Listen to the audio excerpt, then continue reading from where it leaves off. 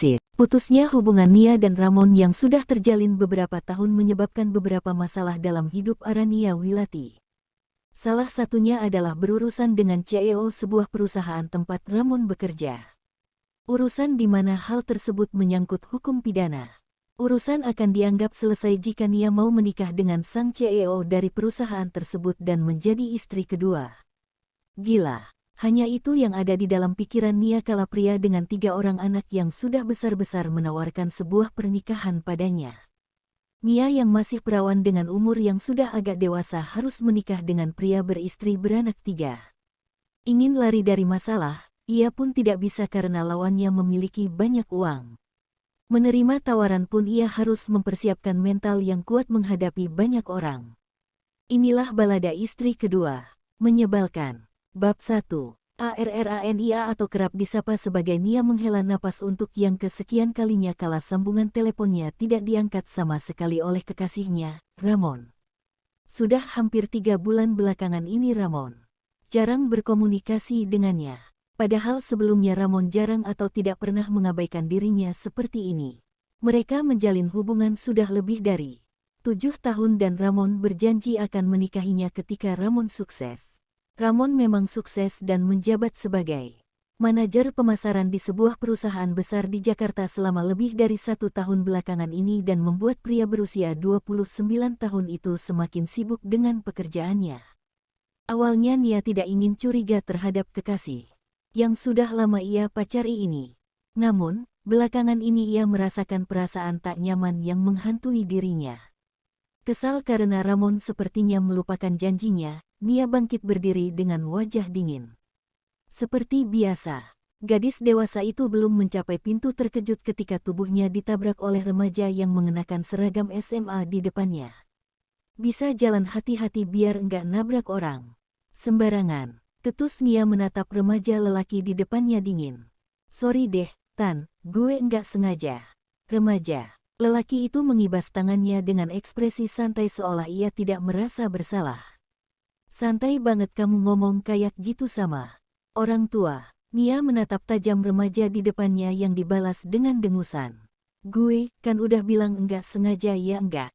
Sengaja. Ribet banget lo jadi perempuan, balas remaja itu semakin kurang ajar. Kesal karena remaja lelaki itu kurang ajar padanya, tangan Nia yang mengepal segera melayang ke perut anak itu. Sorry, saya enggak sengaja. Tangan saya melayang sendiri. Nia berjalan lurus ke depan sambil mengibaskan rambut hitam panjangnya di depan sang anak yang menunduk menyentuh perutnya dan meringis kesakitan.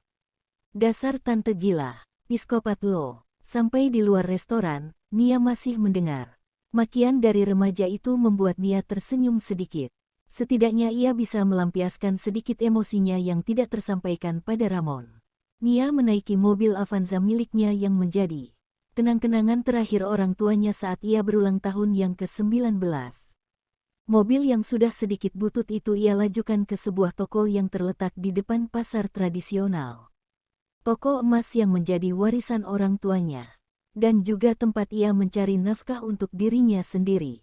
Dari keuntungan toko inilah ia membiayai kuliah Ramon dan bahkan menyogok staf perusahaan untuk menerima kekasihnya menjadi karyawan di sana 3 tahun yang lalu. Siang, Mbak. Wah, Mbak Nia lagi bahagia ya. Kayaknya kalau dilihat dari ekspresi mukanya. Jinar menatap Nia, bos tempatnya bekerja dengan senyum manis yang menghiasi wajahnya. Senyum yang menurut Nia mengandung sebuah ejekan padanya. Diam kamu. Kamu itu saya gaji buat kerja dan jaga toko saya. Bukan buat mengomentari muka saya. Nia melirik Jinar sinis dan melangkah masuk. Toko miliknya tidak terlalu besar dan hanya berukuran 4x4 persegi saja. Toko yang hanya memiliki 3 etalase dan sebuah kamar mini dengan tempat tidur yang cukup menampung 2 orang saja. Sensi banget, Mbak. Pasti dicuekin si Ramon lagi. Cibir Jinar membuat Nia membalikkan tubuhnya menatap Jinar kesal. Ngomong sekali lagi kamu, saya timpuk pakai batu biar tahu rasa kamu, ancam Nia menatap tajam Jinar. Jinar menggerutu kemudian berbalik, memunggungi Nia dan kembali memainkan ponsel miliknya. Nia memang sadis dan jutek. Tidak salah meski memiliki tubuh aduhai tidak ada yang berani untuk mengganggunya. Tidak ada yang berani melakukan pendekatan dengannya. Dasar, dengkus Jinar dalam hati. Sore harinya Nia melajukan mobilnya berniat untuk mengunjungi kantor Ramon berada. Nia tidak memberi kabar pada Ramon karena ingin melihat sendiri kesibukan macam apa yang dilakukan kekasihnya itu di kantor. Nia turun dari mobilnya berjalan santai. Memasuki kantor setelah ia memarkirkan mobil Avanza putih miliknya. Meski terlihat mencolok di antara mobil mewah lainnya tapi Nia tetap cuek dan tak peduli. Hal terpenting bagi gadis yang menjelang status sebagai perawan tua itu, mobil miliknya bukan hasil cicilan atau terima gadai dari orang lain. Nia sudah pernah datang ke kantor ini bahkan sering sebelum Ramon bekerja di perusahaan ini. Tujuannya bukan karena ia memiliki kenalan bos atau apapun itu. Ia hanya mengunjungi sahabat karib serta menagih uang arisan pada pegawai kantor yang cukup banyak dikenalnya. Nia menyusuri koridor dengan sesekali. Tatapannya ia layangkan ke penjuru tempat siapa tahu ia bisa melihat keberadaan kekasihnya itu. Pandangan Nia yang terfokus ke depan membuatnya tak menyadari jika tubuhnya menabrak seseorang hingga ia mundur beberapa langkah. Nia mendongak dan tertegun sekilas melihat sosok tampan nan dewasa yang berdiri kokoh di depannya. Tatapan tajam pria itu membuat Nia menelan ludahnya gugup. Wajah putih tampan dengan rahang kokoh dan tataan rambut yang rapi membuat pria itu sungguh terlihat menggoda iman bagi seorang wanita. Tubuh pria itu juga terlihat sangat bagus apalagi di balik jas hitam yang dikenakan. "Ma, kamu mau sampai kapan menyembunyikan ini?" Dari Nia, "Ramon, aku udah enggak tahan lagi kalau kita terus-terusan backstreet kayak gini." Ekspresi Nia membeku mendengar suara yang sangat dikenalnya itu. "Sabar, Sarah. Aku belum kasih tahu ke Nia dan belum siap memutuskan hubungan dengan dia. Aku enggak enak. Kamu kan tahu sendiri kalau selama ini dia yang membiayai kuliah aku." Itu suara Ramon, kekasihnya. "Tapi, sampai kapan, Ramon? Aku enggak mau terus-terusan diduakan dan dia menjadi pengganggu hubungan di antara kita. Sarah, aku dan Nia sudah 7 tahun pacaran. Dan sama kamu baru 3 bulan ini. Kamu harus mengerti posisi aku dong, sayang. Enggak mungkin aku tiba-tiba mutusin Nia begitu aja. Pokoknya Ramon aku enggak mau tahu kamu. Harus segera putusin Nia. Kalau enggak aku sendiri yang akan bilang ke dia kalau kita udah sering tidur bareng."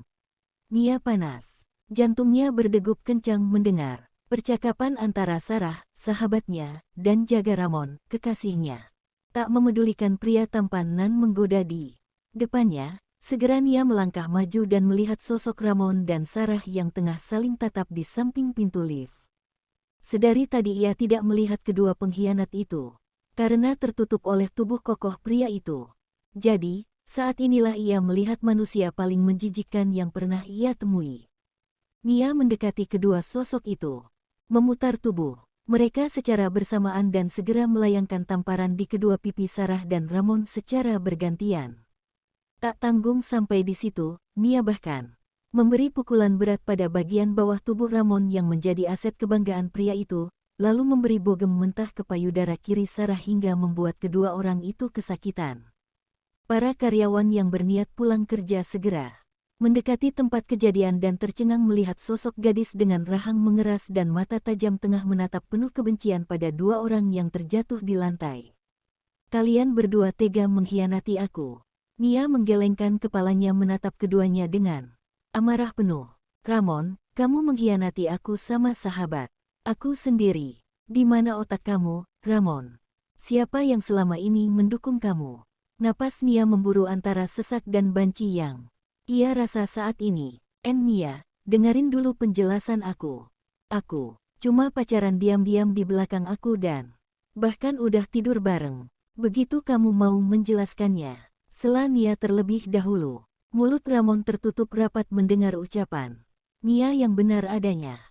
"Kamu tega, Ramon," tunjuk Nia pada Ramon yang tengah meringis kesakitan. "Kamu mengkhianati aku. Kamu pikir siapa yang biayain kuliah kamu?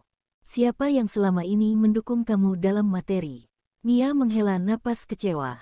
"Sekarang kamu justru mengkhianati aku dengan sahabat aku sendiri. Apa kurangnya aku, Ramon? Bahkan, kamu enggak akan bisa kerja di sini kalau aku enggak menyogok Sarah buat terima kamu. Ucapan Nia membuat suasana gempar. Pasalnya Sarah yang bertanggung jawab dengan penerimaan karyawan baru di perusahaan. Kamu cuma bisa jadi tukang parkir di pasar atau enggak kasir di toko. Kalau enggak karena aku yang membiayai kamu untuk hidup lebih baik, kamu mungkin bukan apa-apa sampai sekarang. Nia menjeda ucapannya sebentar. Tapi, apa sekarang? Nia menghela napas berat, namun tidak ada air mata yang menetes sedikit pun di matanya. Lalu, tatapan Nia beralih menatap Sarah yang tengah meringis kesakitan sambil memegang payudara dan pipinya. Dan, kamu, Sarah. Tunjuk Nia pada Sarah. Kamu enggak ingat apa yang udah aku lakukan untuk kamu selama ini. Aku yang nolong kamu waktu lapor polisi pas kamu itu diperkosa sama preman waktu SMA. Kali ini bahkan suara Nia lebih menggelegar membuat semua yang di sana semakin gempar. Aku yang nolong kamu waktu kamu kesusahan. Bayar uang kuliah. Bahkan, aku nolong keluarga kamu yang enggak bisa makan waktu kita kuliah. Aku yang beli beras dan kebutuhan keluarga kamu. Terus, ini, balasan kamu. Kamu bahkan enggak ingat waktu kamu yang hampir dijual sama pacar kamu di klub, siapa yang nolong kamu sampai selamat. Nia menggeleng kecewa. Dia tidak akan pernah memaafkan kedua orang yang sudah mengkhianatinya. Sarah, kamu benar-benar bikin kecewa. Aku kira, kamu itu sahabat aku, tapi ternyata kamu nusuk aku dari belakang. Ini semua salah kamu, Nia. Kamu yang enggak bisa kasih kepuasan ke Ramon dan menyebabkan Ramon lebih memilih aku sebagai kekasihnya. Kamu enggak bisa salahin aku dalam hal ini. Ini semua karena kamu yang sok jual mahal. Sarah dengan tidak tahu malu menyentak marah. Dan tidak mengakui kesalahannya. Seolah dirinya benar dalam segala hal. Namun, ia tidak menyadari tatapan jijik orang-orang yang ditujukan padanya. Oh, pantas kamu bersikap murahan. Orang kamu, udah enggak perawan lagi. Beda dong sama aku yang masih perawan dan terjaga. Jadi wajar aku jual mahal. Nia mendengkus dengan napas memburu. Ramon, kamu lihat sendiri betapa murahnya selingkuhan kamu itu. Nia menatap sinis Ramon. Kalau mau cari selingkuhan cari yang lebih cantik, lebih baik, dan lebih bahenol dari aku. Nia kemudian melepaskan cincin pemberian Ramon padanya tahun lalu dan melemparkannya tepat di depan wajah Ramon. Kita putus. Jijik aku lihat manusia kayak kamu. Nia membalikkan tubuhnya kemudian pergi. Dengan wajah yang terangkat angkuh. Dia tidak akan menunjukkan kekecewaan dan kesedihannya pada orang-orang yang menatapnya iba.